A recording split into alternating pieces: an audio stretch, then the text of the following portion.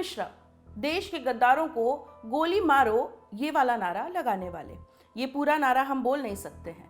अगर घटिया और भड़काऊ बयान देने वाले नेताओं की कोई लिस्ट बनाई जाए तो उनका नाम टॉप स्पॉट में आएगा। आए दिन इसकी वानगी उनके ट्विटर हैंडल पर दिखती रहती है। किसान आंदोलन को जब रिहाना, ग्रेटा, मीना और मिया खलीफा जैसी हस्तियों का समर्थन मिला तो तमाम ट्रोल्स की तरह कपिल मिश्रा भी उन पर टूट पड़े। उन्होंने कुछ ऐसे ट्वीट किए जिससे उनके और किसी बेहद घटिया किस्म के ट्रोल के बीच का फर्क मिट गया। इन विदेशी हस्तियों को नीचा दिखाने के लिए कपिल मिश्रा ने वही तरीका अपनाया जो औरतों को चुप कराने के लिए उनकी जैसी मानसिकता वाले लोग अपनाते हैं। जैसा कि अपेक्षित था, कपिल मिश्रा ने इन हस्तियों के कैरेक्टर पर हमला किया। ऐसा करने के लिए उन्होंने कुछ विशेषण इस्तेमाल किए जिनका जिक्र हम यहां नहीं कर सकते। उनका ये ट्वीट देखिए। इस ट्वीट को अब वीर बहादुर कपिल मिश्रा ने डिलीट कर दिया है। आप लोग इतने समझदार और संवेदनशील तो हैं ही, हम मान के चल रहे हैं कि इसका मतलब समझ जाएंगे।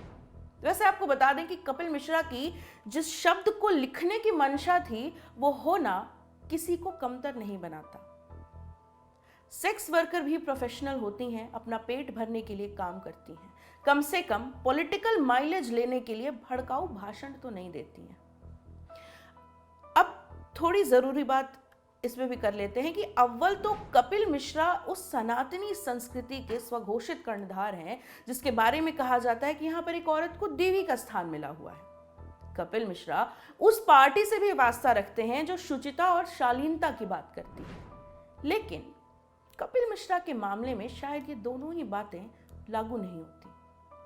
विदेशी हस्तियों को बदनाम करने के लिए कपिल मिश्रा के इस दूसरे ट्वीट पर जरा नजर डालिए। लिखते हैं, सेक्स, कामुकता, नंगई और हवस की गोद में ले जाकर बिठा दिया फर्जी किसान आंदोलन को।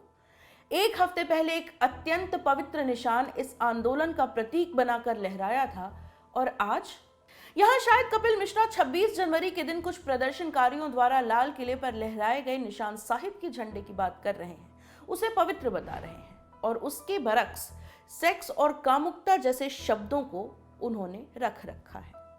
इन शब्दों को किसान आंदोलन का समर्थन करने वाली रिहाना, ग्रेटा और मिया खलीफा से वो जोड़ रहे हैं। मतलब यही है कि दिखाना ये चाहा जा रहा है कि ये हस्तियां अपवित्र टाइप की हैं, गोया सेक्स और कामुकता कोई क्राइम है।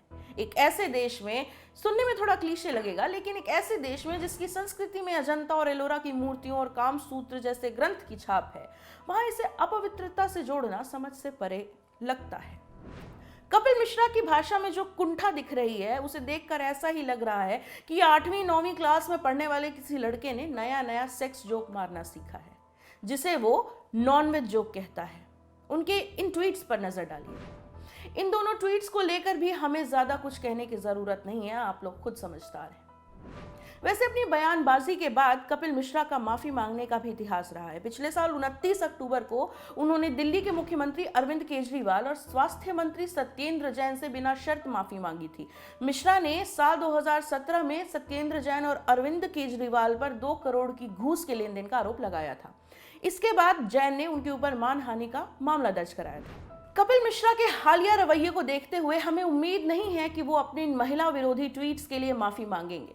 अगर हम गलत साबित होते हैं तो हमें बड़ा आश्चर्य होगा। फिलहाल ये प्रार्थना कर रहे हैं कि कपिल मिश्रा को सद्बुद्धि जरूर मिले। ये स्टोरी आप तक लेकर आए थे मुरारी, मैं हूं प्रेरणा, कैमरे के पीछे है राशिद।